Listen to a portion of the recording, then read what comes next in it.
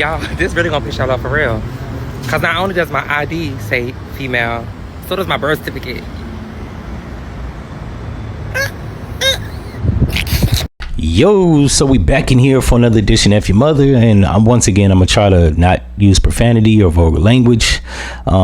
This is Will Ferrel right here on the screen. He says he speaks on transphobia. I don't know why trans people are meant to be threatening to me. Why would you care if somebody is happy?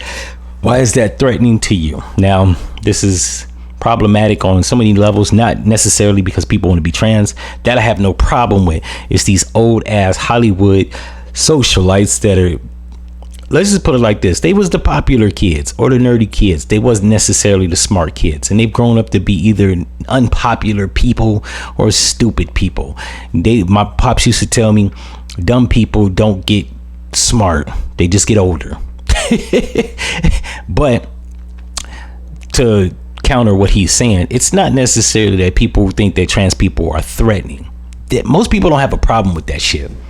Most people actually are very conducive with even people's functional disorder. The problem with it is that these people forcibly want us to oblige them with their gender identity. Now, that's problematic because while you can identify with something, it doesn't mean that people should identify you using the English language distortedly. Meaning, if you are a man or a male and you want to be a trans woman, I got no problem with that. I'm not going to address you as male. That's not logical to some people. Now, one can make the argument that, yeah, that's you. And that to counter that argument, I would say, yeah, that is. I can't dictate how people respond to me. The only thing in life you can ever do is worry about how you conduct yourself and how you deal with people, not how people respond, right? To the people that aren't so liberal in their thinking or abstract in their thinking, that's problematic because these people are now going around forcibly trying to make people comply with that. It's like, you know what?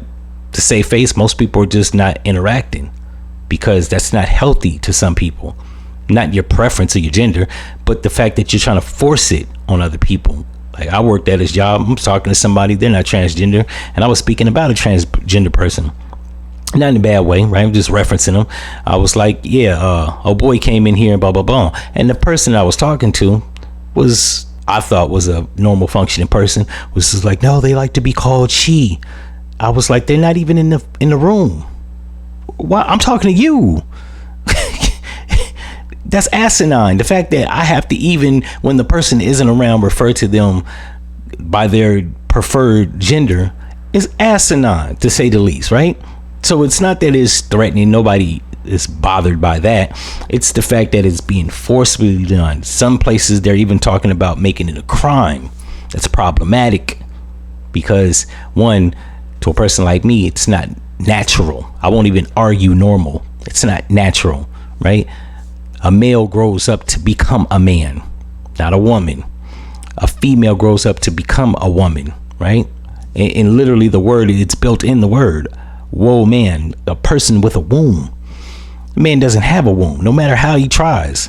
Thinking that you have a uterus when you're a male, right there is literally a conflict of one's critical thinking. It's not logical. It makes no sense. So that's what the problem is. Not necessarily people like whatever gender. I could care less because I've worked with people that, right, trans men, trans women, non-binary people. You need counseling, but that's neither here or there.